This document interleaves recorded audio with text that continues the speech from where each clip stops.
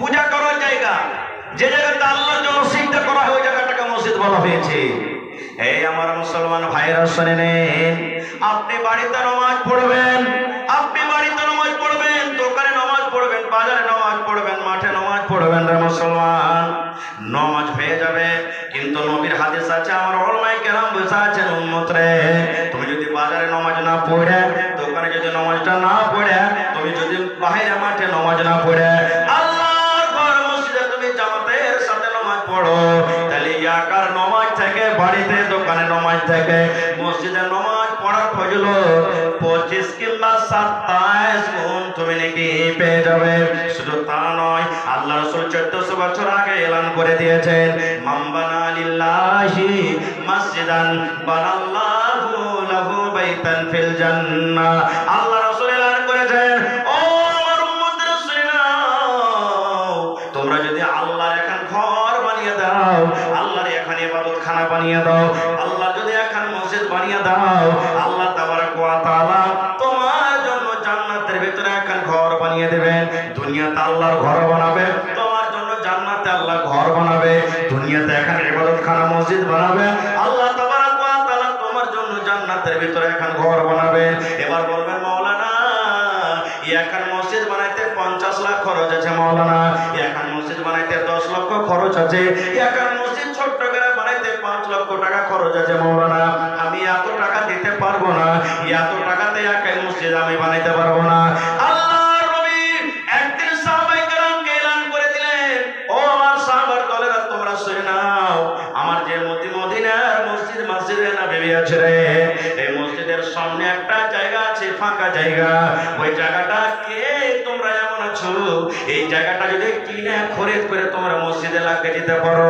নবী সাহাবীর একটা অফার দিয়ে দিলেন, সাহাবায়ে কেরামকে এলান করে দিলেন, ও আমার সাহাবার দলেরা, মসজিদের সামনে পাশে একটা জায়গা আছে, ফাঁকা জায়গা, একটা খালি জায়গা পড়ে আছে, এই জায়গাটা কিনে যদি তোমরা মসজিদে লাগিয়ে দিতে পারো, এই জমিটা কিনে তোমরা যদি মসজিদে সাটিয়ে দিতে পারো রে উম্মত, আল্লাহ রাব্বুল আলামিন তোমার জন্য জান্নাতের ভিতরে এখন ঘর বানিয়ে দিবেন। হযরত ওসমান গনি রাদিয়াল্লাহু তাআলা আনহু দাঁড় হয়ে গেলেন, বললেন, ইয়া রাসূলুল্লাহ, আল্লাহর নবী গো, আমি ওসমান বিন আফফান, আমি ওসমান গনি, এই জায়গাটা যত টাকা লাগবে গো নবীজি আমি কিনে মসজিদে লাগিয়ে দেব।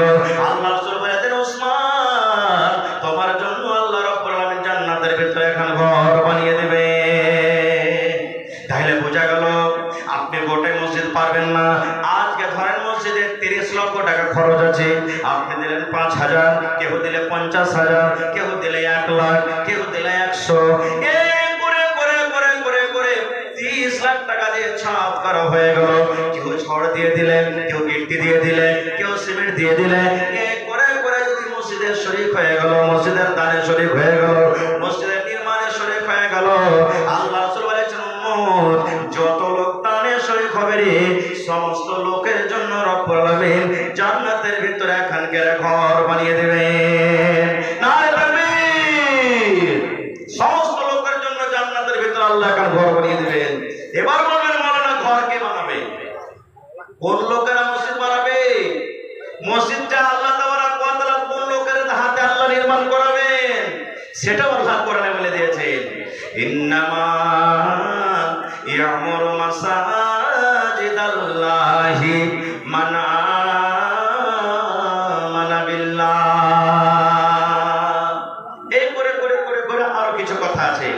আল্লাহ তাবারক ওয়া তাআলা বলেন, দুনিয়ার মানুষ শুনে নাও, বানসুর, সোনাঘাট, টেকরা, বানসুর, আশেপাশের যত লোক আছে তোমরা শুনে নাও, আল্লাহ দুনিয়ার মানুষকে এলান করে বলেন, ইন্নামা ইয়ামুরু মাসাজিদাল্লাহি, যে ওই সমস্ত মানুষেরা আমার ঘর মসজিদ নির্মাণ করবে, ওই সমস্ত লোকেরা আমার ঘর বানাবে, ওই সমস্ত লোকেরা আমার মসজিদ বানাবে, 1 নম্বর সিফাত তার মধ্যে হওয়া যায় মান আমানা বিল্লাহ, যে এক আল্লাহ বলে বিশ্বাস করে। এক আল্লাহর প্রতি আমাদের ঈমান আছে, আছে না নেই? সুবহানাল্লাহ। তবে ভাই আজকে সে আল্লাহর ঘরের জন্য, আল্লাহর মসজিদের জন্য শুধু আমাদের জমানাতে নয়, এই যে মসজিদে নববী বলে আছে, যে মসজিদে 1 ওয়াক্ত নামাজ পড়বেন আর এই সমস্ত মসজিদে 1000 ওয়াক্ত নামাজ পড়লে নাকি বরাবর। সেই মসজিদ আমার নবী আপনার নবী মুহাম্মদ সাল্লাল্লাহু আলাইহি সাল্লাম নিজের হাতে নির্মাণ করেছেন, মাথাতে ইট দিয়েছেন, পাথর দিয়েছেন, বালু ঢেলে নিয়ে নবীজি মসজিদ নির্মাণ করেছেন। এই যে কাবা শরীফ, যে কাবা শরীফের দিকে আমরা নামাজ পড়ি মুখ করে, যেটা হলো আমাদের কিবলা, ওই কাবা শরীফে 1 টাইমের নামাজ পড়েন, আর এই সমস্ত মসজিদে 1 লক্ষ ওয়াক্ত নামাজ পড়েন, নেকিতে বরাবর হলো। সেই মসজিদটাকে নির্মাণ করেছেন জানেন আল্লাহুস সামাদ হযরত ইসমাঈল আলাইহিস সালাম এবং তার আব্বাজান হযরত ইব্রাহিম আলাইহিস সালাম, দুই বাপ কাটাতে মিলে সুবহানাল্লাহ, এক বাপ হলো লেবর, এক বাপ হলো রাজমিস্ত্রি, এটা হলেন লেবর, মানে এক নবী মিস্ত্রি, এক নবী হলেন লেবর, দুইজন মিলে আল্লাহর ঘর মসজিদ বানিয়ে দিয়েছেন। তবে ভাই 1 টাকা দিবেন, 1 টাকা নিব, দেখি কোন আল্লাহর বান্দা আজকে এই মসজিদের জন্য, ছাদের জন্য কোন এমন একটা বীর মুজাহিদ আছেন মাওলানা 1 লক্ষ টাকা দান করবেন? আছেন কেউ? গত বছর এই জায়গাতে আমি 1 লাখ টাকা পর্যন্ত পেয়েছি। এই যে ফরওয়ার্ডের উদাহরণ দিলাম, যদি ফরওয়ার্ডের কোনো মানুষ থাকে এখানে জানতে পারবে, একটা লোক মসজিদের জন্য 8,95,000 টাকা দান করলেন মাওলানা মসজিদের জন্য। লেন 8,95,000 মানে 9 লক্ষ টাকা মোটামুটি। একটা লোক 4 লক্ষ টাকা দান করেছেন, একটা লোক মহিলা হয়ে 1 লক্ষ টাকা দান করেছেন।